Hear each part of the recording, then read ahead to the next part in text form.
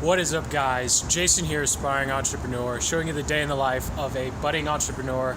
And today we're actually starting at 5:30 because I forgot to charge my phone this morning, but had a nice productive day at the coffee shop, 8.5 hour, time block. I always love these days where I can sit down and just power through all the work.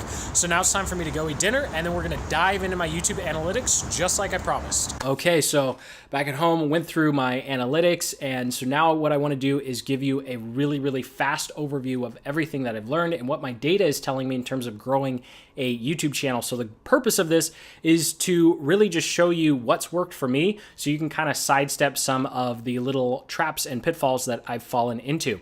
So I want to kick things off here with the end screen and cards. Now, based upon my data and the data I'm looking at here, this is the data for the cards, and then this is the data for the clicks for the end screens, is that they really don't matter all that much. So I wouldn't spend too much time on it. Now, I've actually gone out of my way to make sure all of the cards that show up, I have one that shows up at 30 seconds, at I think a minute, and then 2-minute mark, to make sure that they're always related to the video that is playing. And just based on these numbers, it's just not a huge source of traffic or engagement.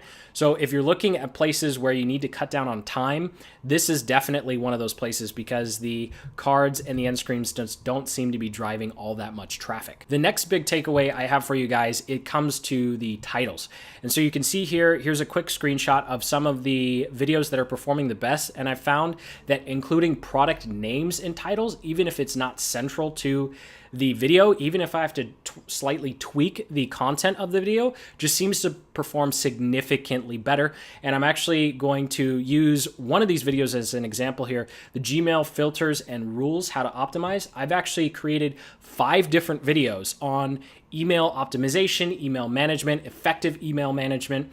And I have to say, as soon as I add Gmail in there, the watch time and views just goes through the roof. And it's the exact same content I have in the other videos. The only difference is I emphasize what you can do with the same information inside of Gmail.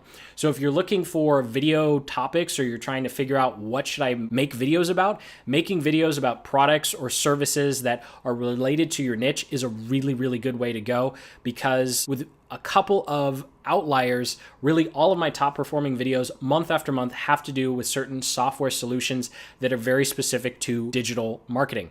And to that point, the third big takeaway is keywords really do matter, and you actually want to make more than one video per keyword. Now, the screenshots I'm going to show you are just a sample of how this can work out. So for example here, Stealth Seminar, you can see I don't have the top spot here, but I have the next 4. And this is really strong when someone doesn't know who I am. And each one of these speaks to a different type of person who's looking for information around Stealth Seminar. And what's really great about this is, as you can see, when someone searches Stealth Seminar, they can see that even though I'm not in the top spot, they go, oh, who the heck is this Jason guy? He has 4 videos on it. Another great example is what I've done with EverWebinar. I have the top spot, I have number 4, and then if you scroll down, I have another 2 spots down here. Now, most people don't scroll down, but I'm just showing you that just because you make a video for one particular keyword doesn't mean you have to stop at one video per keyword. If you have a keyword that your ideal audience is searching and going after, then make as many videos as you can around that keyword. Now, obviously, I'm not saying the same thing in each one of these videos. All of these videos are distinctly different, and you can see here something I'm going to be playing with in the future is actually ranking playlists, because I have a playlist that essentially compiles all of those videos together, and I got it to rank on the first page as well. And just to show you an example of this that's a work in progress, right now I'm going after the time blocking keyword. So you can see I've got myself up to the 3rd spot here, and I have another video that's way down here. Now, this was the second video I recorded, and you know what? All I did was I took the data and the engagement from this video, looked at different ways to improve it, and created a new, distinctly different video, and it did better. Now, I have another time blocking video coming out in a few weeks, and I'm going to see how that one does. And each video, I just make sure that I add a little bit more content and I improve upon the previous one. And really the point is just to see how I can get the top couple of spots on these keywords that I really, really care about. Now, finally, I want to talk about average duration and, subscriber growth. And even though watch time is super important, based on these average view durations, I'm just making videos between 5 and 7 minutes so I can pump out more videos, because number of occurrences really does matter. I would rather have 3 videos at 5 minutes than 1 video at 15. And the subscriber growth here really shows that that is true, because I have taken my content production from 7 videos a week down to just 3 to 4 videos a week, and my subscriber growth has not slowed down because I have so many different videos, so many different opportunities to be in front of people. So I really encourage you to not try and make super long videos, super long tutorials. I think there's a place for that.